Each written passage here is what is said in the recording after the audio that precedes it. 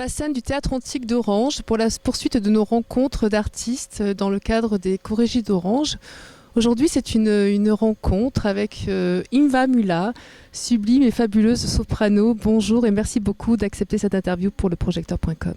Bonjour, je suis vraiment heureuse d'être là et surtout d'avoir cette possibilité de chanter dans ce magnifique théâtre. Alors c'est une scène de théâtre que vous connaissez bien, Imva, puisque vous venez régulièrement depuis quelques années, à peu près toutes les deux ans, 3 ans.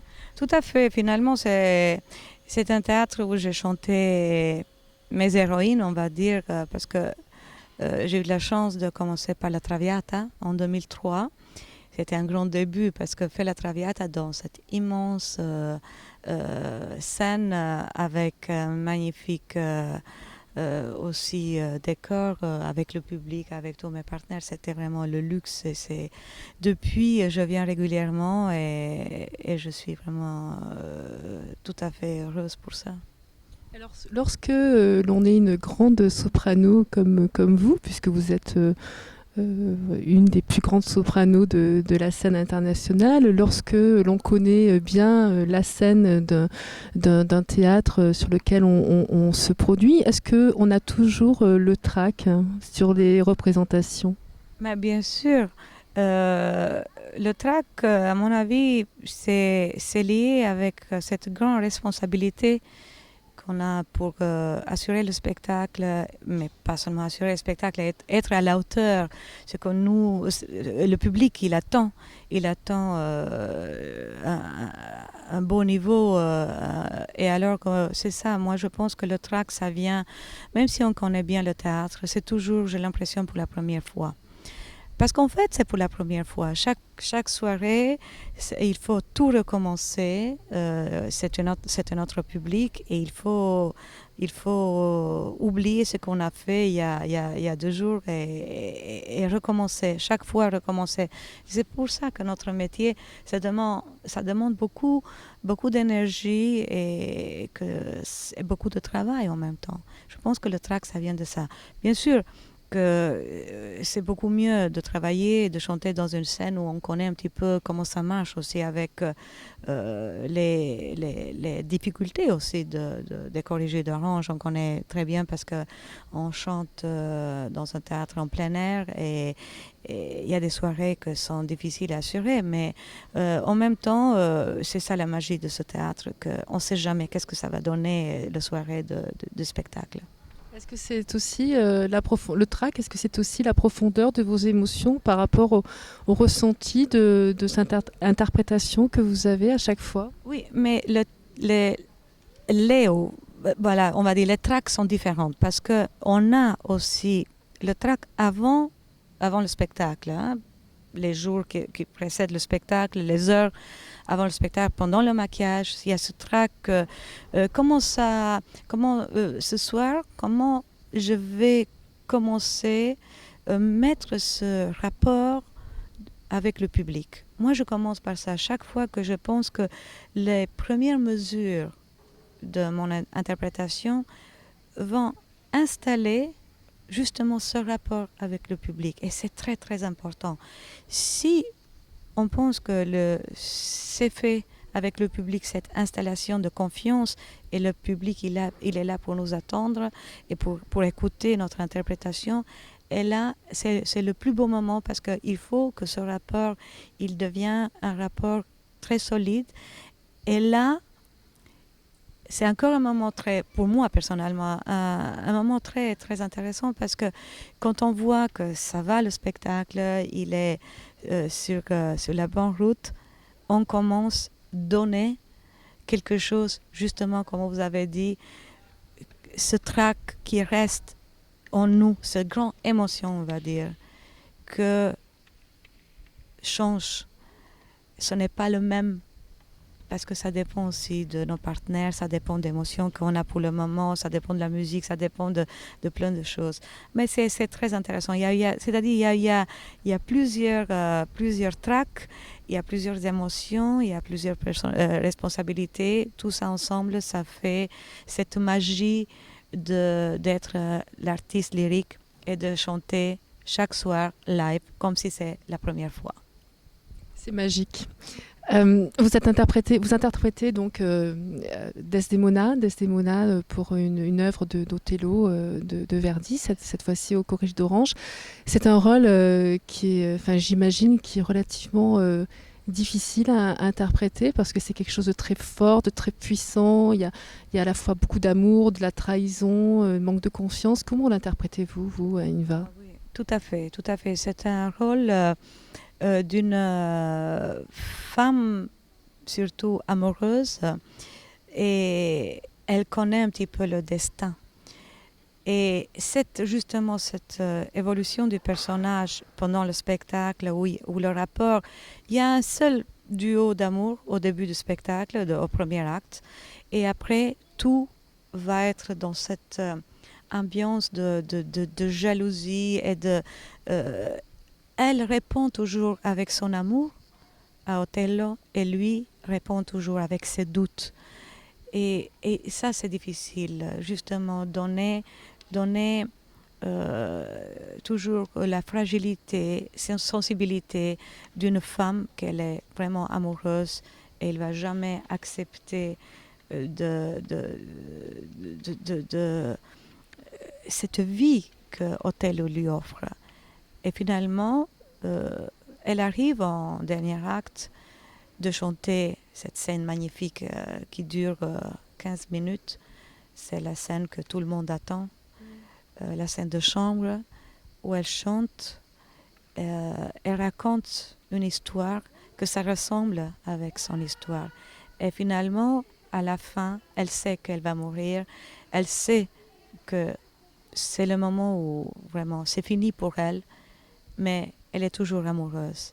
Et même quand Othello, il a tué à la fin, les derniers mots qu'elle prononce, c'est que quand on lui pose la question « Qui a fait ça ?» Elle dit « Non, personne, c'est moi-même. La seule chose que je peux vous dire, c'est il faut vraiment aider Othello jusqu'au bout. C'est-à-dire, jusqu'au bout, elle est amoureuse. » Ce personnage, c'est vraiment très délicat. Parce qu'on pense que c'est un personnage très fragile, mais en même temps, elle devient très forte par rapport à cet grand amour qu'elle a. Et moi, je pense que c'est très rare de trouver des femmes pareilles. Et pour construire le personnage, on a aidé justement par la belle histoire et surtout par Verdi, qui a écrit vraiment des pages magnifiques pour Desdemone. Et d'avoir ça, de construire aussi vocalement le personnage, c'est très très intéressant. Je pense que c'est un beau cadeau de chanter Desdemone.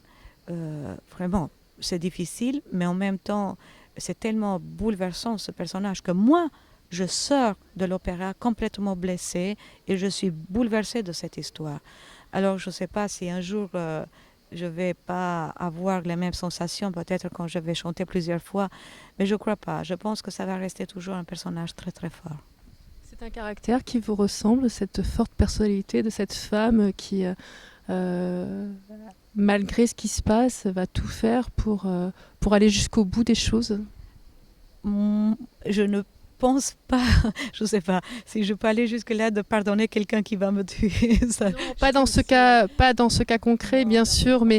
mais avoir une forte personnalité, aller vraiment à chaque fois, que ce soit dans l'opéra ou ailleurs, dans vos faits divers, dans la vie courante, aller vraiment jusqu'au bout des choses avec cette forte personnalité. Tout à fait, tout à fait. Je pense que je me retrouve encore dans ce personnage comme je me suis retrouvée dans La Traviata, dans Marguerite de Faust, dans Manon de Massenet, dans aussi Mimi de la Bohème que j'ai interprétée la dernière fois ici.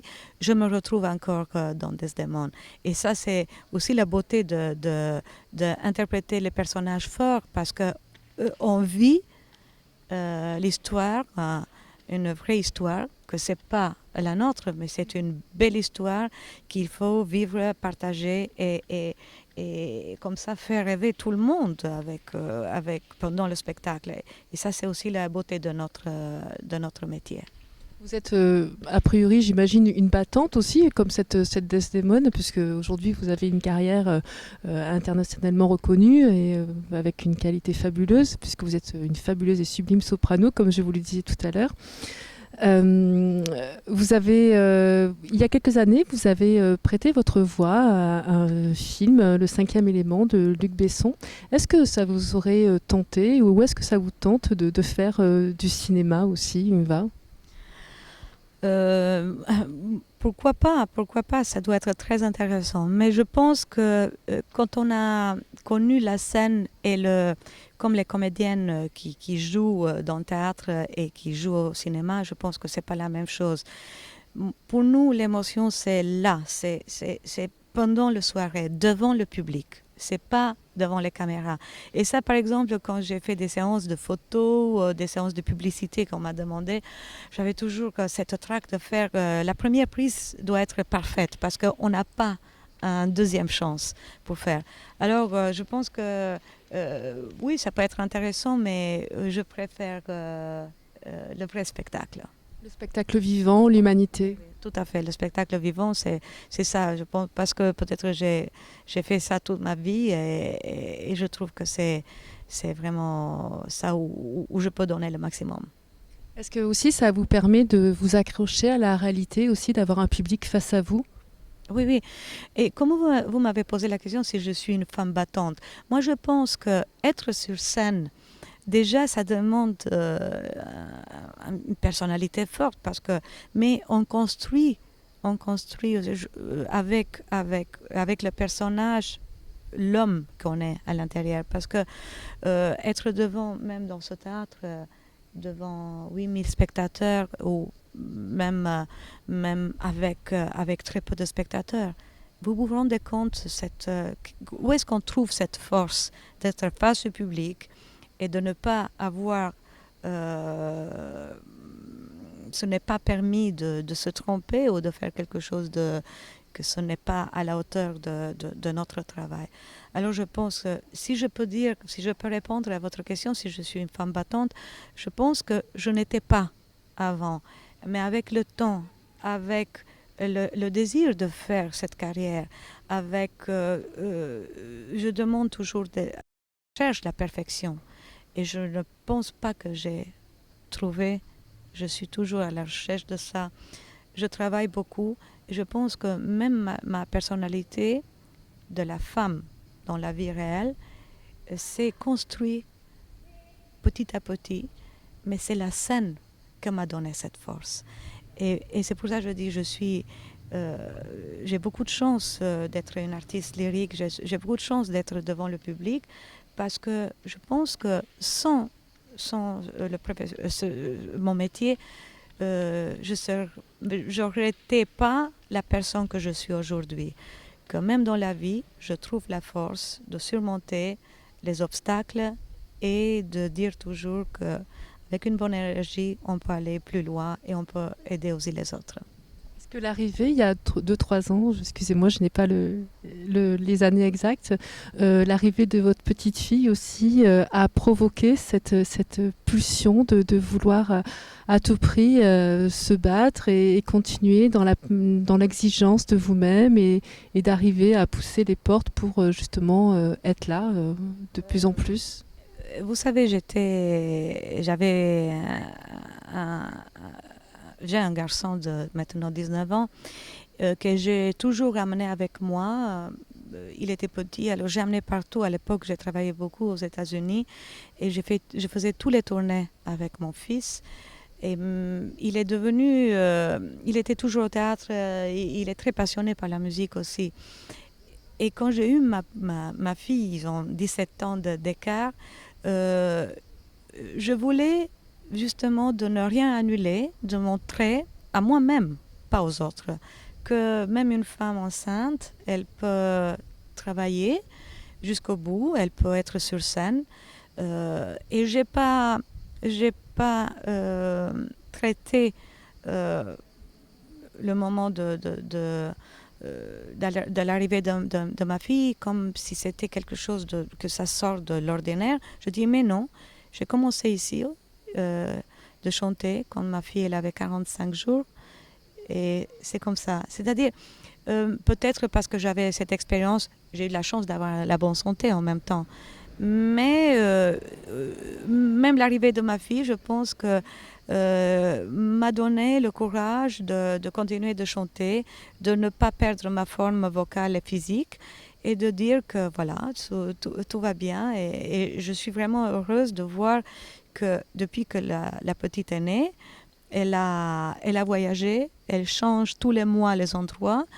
Ce n'est pas facile pour elle et pour moi parce que bon, vous pouvez imaginer l'organisation qu'il y a autour de ça, mais en même temps d'avoir toujours ma fille avec moi et de dormir avec elle et d'avoir elle pendant les entr'actes, c'est extraordinaire, c'est ça la vie et il faut absolument dire merci à la vie. Imva, parlez-nous de votre premier opéra, la première fois que vous êtes montée sur scène. Est-ce que vous pouvez partager vos émotions que vous avez ressenties? Mais vous savez, moi, je suis fille de deux chanteurs de l'opéra, ma mère soprano et mon père baryton. Et comme ça, j'ai commencé à être dans le public, petite, peut-être comme ça, comme ma fille maintenant. Et je connaissais par cœur, je connaissais les airs de ma mère. Et plus tard, j'ai interprété les mêmes rôles. Et après, j'ai connu la scène très tôt parce que j'ai commencé à travailler, chanter comme petite dans les festivals pour les enfants. Et comme ça, j'ai pris le goût de la scène. Pour moi, la scène, c'était quelque chose comme un jeu. C'était quelque chose de très naturel. Je me suis jamais forcée. Mes parents étaient chanteurs, mais ils m'ont jamais poussée pour faire ce métier. Parce qu'on connaît très bien, c'est un métier qu'il faut faire si on a vraiment envie de le faire, si on a le talent pour le faire. Et mes parents, ils m'ont jamais poussée, mais ils m'ont donné l'éducation pour la musique, l'amour pour la musique, et ils m'ont toujours poussée pour bien travailler. Alors j'ai connu la scène très tôt. Mais le premier rôle que j'ai interprété, c'est encore la Traviata que j'ai parlé tout à l'heure, parce que quand j'ai terminé le conservatoire, je voulais absolument faire un rôle pour gagner une place à l'Opéra de Tirana, où c'était à l'époque, j'étais dans mon pays, en Albanie, et il y avait un seul théâtre. Il y avait une troupe. Et je voulais absolument gagner une place pour rentrer dans la troupe. Et ce n'était pas facile parce qu'il y avait beaucoup de sopranos, il n'y avait pas une place pour moi. Alors, j'ai préparé le rôle de Violetta. J'avais 22 ans. Et c'est vrai qu'à 22 ans, tu ne peux pas chanter la Traviata. C'est lourd comme rôle. C'est long, c'est très difficile. Mais moi, j'ai préparé et j'ai exigé, j'ai demandé partout être sur scène et auditionner pour le rôle. Ma mère, elle était aussi ma prof. Elle n'était pas du tout contente, elle n'était pas du tout d'accord. Mais je dis seulement aide-moi pour qu'on m'écoute. Et finalement, on a organisé l'audition et j'ai gagné pas seulement le rôle, la place, et j'ai commencé à travailler à l'opéra. Ça veut dire, à 22 ans, j'ai commencé à chanter Violetta. Et après, c'était le rôle de Violetta dans la Traviata qui m'a ouvert plusieurs portes. Parce que, on va dire, ici, au Collège d'Orange, je suis venue avec la Traviata, à l'Opéra d'Avignon aussi, à Covent Garden, j'ai chanté pour la première Traviata, à Tokyo, en Chine, on va dire que c'est un petit peu partout, à Scala de Milan, non, mais aux Arènes de Vérone, par exemple. Alors, c'était toujours la Traviata qui m'a accompagnée, parce que peut-être j'ai fait le rôle quand j'avais 22 ans, j'ai pris confiance en moi, et je me suis dit, pourquoi pas continuer avec ce rôle. Vocalement, comment vous faites-vous, Imva, pour protéger votre voix? Est-ce que vous avez une vie relativement commune à toutes les autres femmes ou alors, lorsqu'on est une artiste, on doit faire des choses ou ne doit pas faire des choses pour protéger sa voix? Je ne suis pas une maniaque de ma voix, de dire que j'ai quelque chose que je ne dois pas abîmer. Je vis la vie normalement, comme une personne normale, mais j'abuse jamais avec la santé, avec ma voix.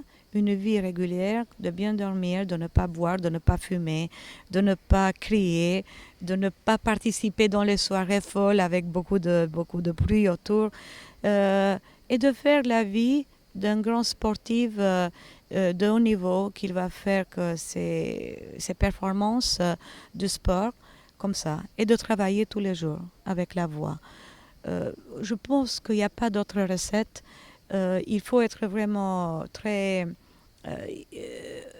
si on devient complètement maniaque de notre voix et de dire, voilà, c'est mon capital, je ne peux pas vous parler, je vais être enfermée dans ma chambre, je ne parle plus, alors je pense que ce n'est pas une vie. Je fais une vie comme tout le monde, mais une vie saine. Que faites-vous la journée, la veille d'une représentation, d'une première? Si c'est le jour de repos, je pense que on quitte jamais l'idée qu'on va chanter, même si je fais une autre chose, ça revient aussi des moments de la scène, comment je vais faire ça, comment il faut faire attention à ça. C'est-à-dire, je pense toujours au rôle. Je pense toujours des circonstances, comment je vais le faire. Et je pense 24 heures, même pendant la nuit, il y a des passages de l'opéra que j'ai dans la tête et je me réveille avec. On quitte jamais le rôle. Et ce n'est pas que je fais ça la veille, je fais tout le temps. Maintenant que je suis en train de parler avec vous et je vois les petits morceaux du décor, je me dis, voilà, je vais passer demain ici, comment je vais le faire? On vit avec, on vit avec. Vous imaginerez faire autre chose aujourd'hui que artiste lyrique, Inva Moula? Bonne question. Vous savez, si je dois refaire ma vie, je vais faire l'artiste lyrique. Mais si je dois penser qu'il y a peut-être un jour, je vais dire que je ne chante plus pour faire autre chose, j'aurais aimé justement de faire quelque chose autour des spectacles. On va dire qu'on m'a proposé de faire des mises en scène. Pourquoi pas, mais surtout, j'aurais aimé de faire des productions et d'aider les jeunes chanteurs. Je pense qu'avec l'expérience, on peut être aussi utile aux autres et on m'a demandé beaucoup de faire des masterclass, de donner des leçons de chant, mais j'ai pas encore décidé parce que je suis encore sur scène, mais ça va être toujours autour des spectacles pour vraiment approfondir ce travail que j'ai commencé et de voir d'autres côtés du spectacle, pas seulement le côté d'interprétation. Vous parlez de mise en scène, là c'est une mise en scène réalisée par Nadine Dufaux. Est-ce que vous remarquez une certaine sensibilité de cette mise en scène élaborée par une femme que si c'était élaboré par un autre metteur en scène homme? Oui, tout à fait. Avec Nadine, c'est la 4e fois qu'on travaille ensemble. Et moi, quand j'ai travaillé pour la première, même plus que ça. Et j'ai eu la chance de faire vraiment des rôles magnifiques dans mon répertoire. La première fois qu'on a travaillé, surtout, j'ai vu une grande musicienne qu'elle connaissait tellement bien la partition que tous les mouvements, toutes les situations du personnage étaient liées avec la musique. Et ça qui m'a vraiment touchée parce que, vous savez, ce n'est pas facile de trouver des metteurs en scène qui respectent jusqu'au bout la musique. Et après, quand on s'est connu un petit peu plus, j'ai vu que c'était une femme avec une très très grande sensibilité, que pendant le travail, par rapport aussi de chanteurs qu'elle avait en face, elle pouvait aussi donner autre chose et le travail ne terminait jamais. Ce n'était pas un travail, même si elle était très préparée, mais ce n'était pas un travail qui terminait sur le papier. C'était un travail qu'on développait pendant la répétition. Et c'était un moment magnifique quand on a monté ensemble Thaïs de Massenet, que c'est un ouvrage très difficile, un ouvrage que ça demande justement à avoir cette grande collaboration, l'interprète, comme c'était Thaïs avec la metteur en scène. Et là, j'étais ravie de faire ça avec une femme. Parce que Thaïs, c'est une femme jusqu'au bout, mais une femme aussi avec une vie complètement différente que les autres. Alors, et on a construit un personnage très, très intéressant. Et après, on a fait La Bohème, Mimi, que je connaissais très bien, l'ouvrage, parce que j'ai chanté plusieurs fois. Mais encore avec Nadine, on a trouvé des choses belles, que c'était vraiment intéressant pour moi aussi. Mais la première rencontre avec Nadine, c'était encore avec la Traviata. Vous savez, avec la Traviata, oui, ça me poursuit partout. Et je pense qu'à cette époque, on ne se connaissait pas comme on n'avait jamais travaillé ensemble. Et moi, je suis allée répéter avec l'idée, parce qu'on a fait ensemble la Traviata, j'avais au moins interprété avec 20 ou 25 différentes mises en scène. Mais je me suis dit, bon, il ne faut jamais arriver et dire que voilà, ça ne m'intéresse pas votre travail parce que je connais très bien le personnage et je vais le faire. Et Nadine, elle avait construit un personnage complètement différent parce que l'histoire, on a transposé l'histoire pendant l'époque de la Deuxième Guerre mondiale. Et alors, c'était très intéressant pour moi parce que du coup, c'était un personnage qui sortait de la Violetta très classique qu'on a l'habitude de la voir. Alors, mais pour installer le travail entre nous, c'était un peu difficile parce que Nadine, elle pensait que moi, je vais arriver, je vais dire, voilà, je connais le personnage, qu'est-ce que je peux apprendre encore de vous? Et en fait, moi, je suis arrivée avec l'idée que je vais effacer tout ce que j'ai fait pour voir qu'est-ce que je peux aussi construire et retrouver dans ce personnage. Et je pense que en 2 heures, on a tout recommencé et c'était une très très belle rencontre. Surtout quand on fait des rencontres avec des musiciennes ou des musiciens qui respectent jusqu'au bout la partition. Et moi, c'est ce travail qui m'intéresse. Moi, je ne veux pas... Il y a beaucoup de metteurs en scène qui pour faire quelque chose de complètement différent que les autres, ils disent d'être contre la musique et contre la partition. Et ça, c'est difficile de travailler dans ces conditions. Et Nadine, elle peut tout faire sauf trahir la musique. Surtout d'autant plus que c'est important, j'imagine, en tant que femme, de travailler avec un metteur en scène femme, parce que c'est d'autant plus rare aussi que les femmes soient metteurs en scène, Inva. Tout à fait, tout à fait. Avec une femme, c'est complètement différent, surtout quand on construit des rôles comme Desdemona. Et la première fois que j'ai interprété Desdemona, c'était avec Nadine à l'Opéra de Marseille.